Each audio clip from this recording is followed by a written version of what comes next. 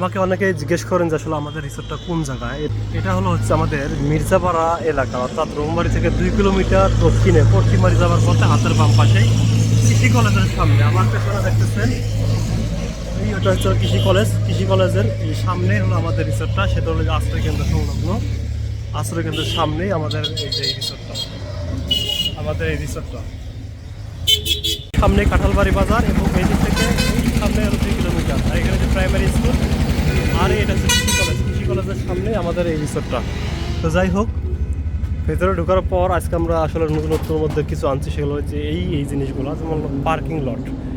এই parking lot ব্যতীত অন্য জায়গা থেকে গাড়ি হারালে বা কোনোরূপ ক্ষয়ক্ষতি হলে মানে কর্তৃপক্ষ দায়ী নয়, এরকমটা। আবার আমাদের পার্ক খোলা থাকবে কটা পর্যন্ত, সেটা এখানে ফুল ছিঁড়বেন না বা ছিঁড়লে 200 টাকা জরিমানা, এরকম, বা কোন ফুল, এরকম করে আমরা আজকে ইনস্টল করলাম। এবং কি আরও নতুন কাজ এখনও ইনস্টল চলমান। আর একটা কথা বিশেষ করে বলতে চাচ্ছি, সেটা হলো যে এই দিক দিয়ে বসার জায়গা পাবেন।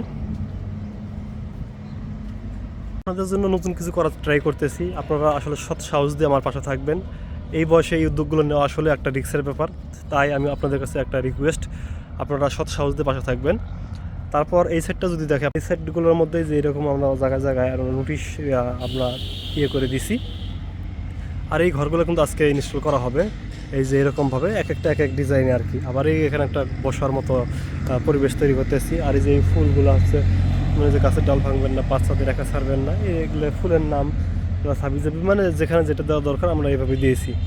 আর দোলনার কাজটা হয়তো আমাদের আজকেই এটা কমপ্লিট করব, মানে রঙের কাজ চলমান এদিক দিয়ে। আবার এখানে পাহাড়ের কাজটা আগামীকাল, এবং এখানে যে গাঁদা ফুলের একটা পাহাড় হবে সেটা আগামীকাল করা হবে। তো এই হচ্ছিল আমাদের রিসোর্টের কার্যক্রম।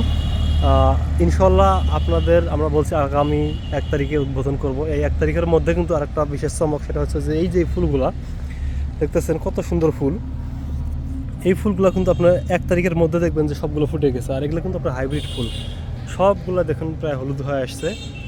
আশা করা যাচ্ছে যে 7 দিন লাগবে না, 5-6 দিনের মধ্যে ফুটে যাবে। কালকে আমরা সার দিয়েছি এই ফুলগুলো ফোটানোর জন্য, এবং বিশেষ কিছু ভিটামিন দেওয়া হয়েছে।